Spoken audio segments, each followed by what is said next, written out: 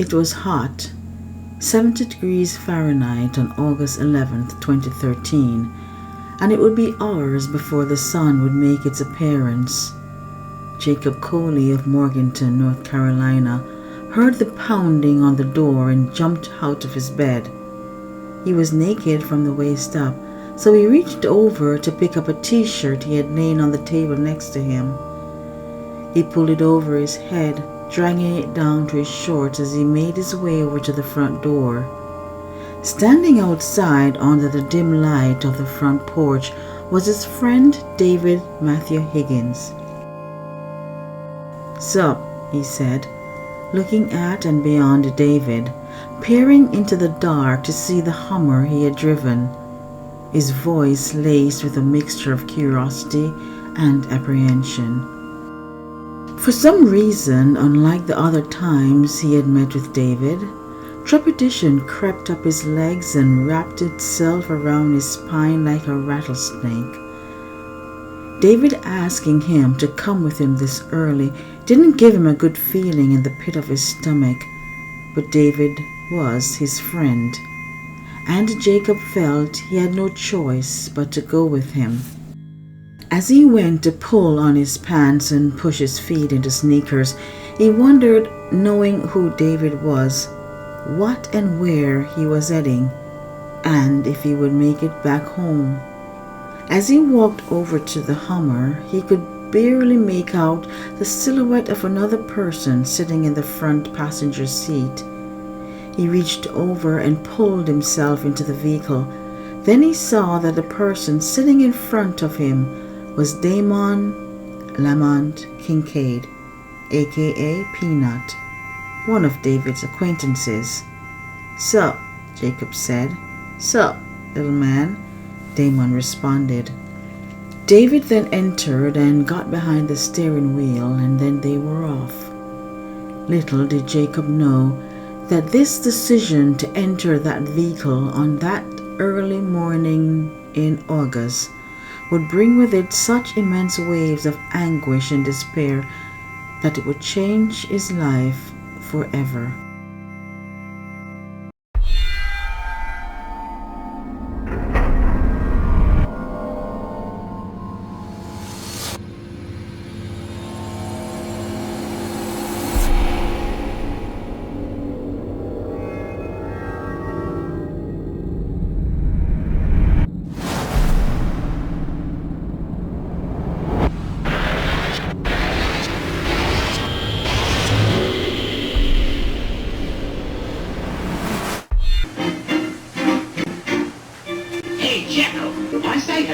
Welcome to another episode of This Happened Here. In this episode, we take you on a journey to the Linville area and take you for a hike to the Linville Falls in North Carolina. For those of you who are just joining us, this channel is dedicated to bringing you true and captivating stories from all over the United States and beyond. We aim to delve deep into the minds of our characters and present their stories from their unique perspectives.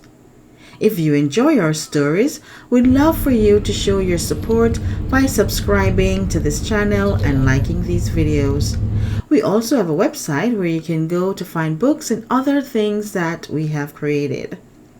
Another thing that would really be so great is for you to join me on my social media, Facebook, Instagram, and Twitter. The links are in the description below. Your support means everything to us. And I want to give a big shout out and a huge hug to all of you who have commented and have showed me so much love.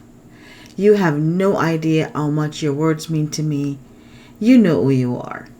Thank you so much, y'all. I do this for you. Now buckle up and let's hit the road. I am your host, LT Bartek.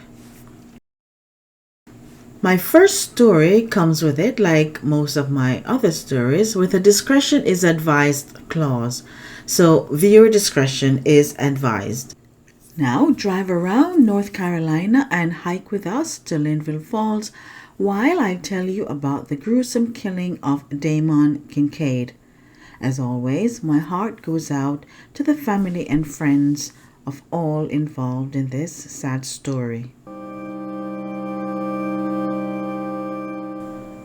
On August 10th, 2013, David Matthew Higgins decided he wanted to go to a party that was being held at his cousin's house. There he met one of his acquaintances, Damon Kincaid, aka Peanut. There were 6 others at the party, and by 10:30 that night everyone had basically left, leaving David and Damon, who stayed until about 5:30 a.m. that morning.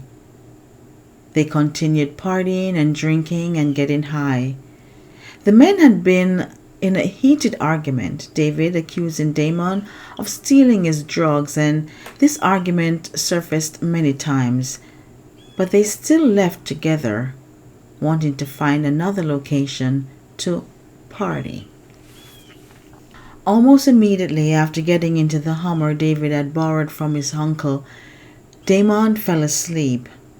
David then drove to his 17-year-old friend Jacob Dean Coley in Morganton. The day of the 11th was still dark by the time they got there. Jacob climbed in and got in the back, and though he was young, he knew the signs and smell of heavy drinking and drugs, but he feared for his life. These two were men not to be messed with, and so he kept quiet. They drove for about 30 minutes to an hour and then turned down Old North Carolina 105 and onto the dirt road leading into the dark woods. Jacob watched David as he peered into the darkness, trying to see the road devoid of any street lights and secluded from the light of the moon. He saw that David would occasionally look over at the now sleeping Damon, and a cold feeling washed over him like the Linville Falls just a few minutes away from where they were.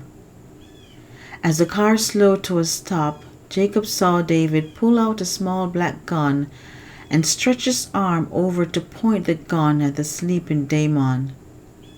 Though Jacob watched in disbelief, the sound of the gun going off still caused him to jump from his seat, hitting his head against the top of the vehicle. His ears rang and his bladder threatened to let loose. He saw as if in slow motion as Damon's body slumped sideways, hitting the glass, and David, resting the gun in his lap, turned to him. "Help me with him. We'll be leaving him right here," David said. He felt faint. He felt his heart doing its best to beat itself through his ribcage and out his chest, so loud he could also hear it going a mile a minute behind his ears. On rubbery legs, Jacob got out of the Hummer, and he and David pulled the now lifeless body of Damon and walked him over about 20 feet into the bushes beside the dirt road. There they laid his body. David then searched the deceased man's pocket before walking away and getting back into the vehicle. He then drove Jacob home and dropped him off. On August 12, 2013, probably feeling remorse and thinking he needed help, David checked himself into the Grace Hospital, which was a rehab center. 2 days later, on August 14th, the family of Damon went to the Caldwell County Sheriff's Office and filed a missing persons report. The officer, upon investigating, he was told that an eyewitness had last seen Damon in the Granite Falls area in Caldwell County. They also stated that he was with David Matthew Higgins. An investigating team consisting of the Caldwell County Sheriff's Office and the Burke County Sheriff's Office began looking for the missing man. They had little information, but this was enough to encourage them to move quickly on it. On August 15th, their investigation took them to a vehicle body shop in Burke County. They looked in and found the gray Hummer that they were told was driven by David the last time Damon was spotted with him. The forensic team was called in and the Hummer was searched. Inside the vehicle, they found a few small caliber firearms casting in the back seat and what appeared to be blood in the front seat. Upon testing the dried liquid, they found that the DNA was a match to the missing Damon. Not wasting any time, because time was of the essence, on the same day, August 15th, they arrived at the hospital where David was staying at about 5:22 p.m. Investigating agent Mark Sharp, along with other agents, questioned David. He was asked if he knew where Damon was, but denied any involvement with the missing man. But this did not sit well with the agents. They felt something was off, so they went back a second time, this time at 10:43 p.m., to question him. But again they were told that he did not know where Damon was. The next day they turned their attention to Jacob Coley. In his first interview at 3:15 p.m. with the agents, he told them that he also did not know where Damon was. But when they went back a second time at 6:20 p.m. on the same day to question him, he would tell them of Higgins' malicious act. The case was made, and on August 19, 2013 at 12:16 p.m., David confessed to Agent Sharp that he did kill Damon and then took them to where he and Jacob had dumped the body. By the time they got to where David had left Damon's body, the body was there, but the head was missing. They later found it 160 yards away. It was ripped clean off his body, and animals had gotten to it. Coley was questioned a few more times, but each time his story changed. Eventually, he confessed the whole story, including his involvement. In court, when asked by the defense why it took him so long to tell the truth, Coley told the court he feared for the safety of his family. Defense attorney Shell Pierce countered that Coley and Higgins had been like brothers and that Higgins had visited frequently and often given Coley's clothing. "You have never had any reason to fear David Matthew Higgins," Pierce told the witness. "This was true until he shot someone in the head," Coley said. After shooting Kincaid, the distinguishing the predator and prey is gone. So they don't notice that the tail means skunk. The spotted skunk and the striped skunk are going to spray two different ways, and they're going to sort of let you know in two different ways as well. For this guy, once the tail goes up, if he starts getting more and more agitated, they're going to pat his feet, or they're going to bounce.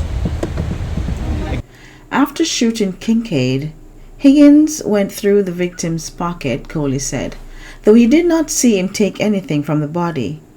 While driving back from the scene of the shooting, Coley said he asked why. Higgins' response was one word: crack. Coley pleaded guilty to felony obstruction of justice. At the same time, David was charged with first-degree murder. He pleaded guilty and was sentenced to life in prison without parole. A year later, the now 18-year-old Jacob Dean Coley was released from prison. This was a sad one indeed, and the more we go out to find these stories, the more sad I get, because these stories, these gruesome killings and malicious acts often are in areas that are the most beautiful, and it is so hard for us to imagine that tragedies occur here. That is why I always end my episode with love yourself and others, because self-love would not make you do terrible things, not only to yourself but to others. And if you love, how can you find it in your heart to hurt? Life is too short to throw your life away by doing something stupid. If you found this episode interesting, please remember to press the like button and subscribe if you haven't done so as yet, and drop me a comment and tell me what you think of this story or the views or whatever. You know I love your comments and I do respond to every one of them. Anyway, that is that for now. We have a few more very interesting stories from this last trip, which I will be bringing you over the next few weeks, plus some more beautiful sights to show you. So stay tuned for that. So again, love yourself and others, and I will catch you in the next one. Love you. Bye.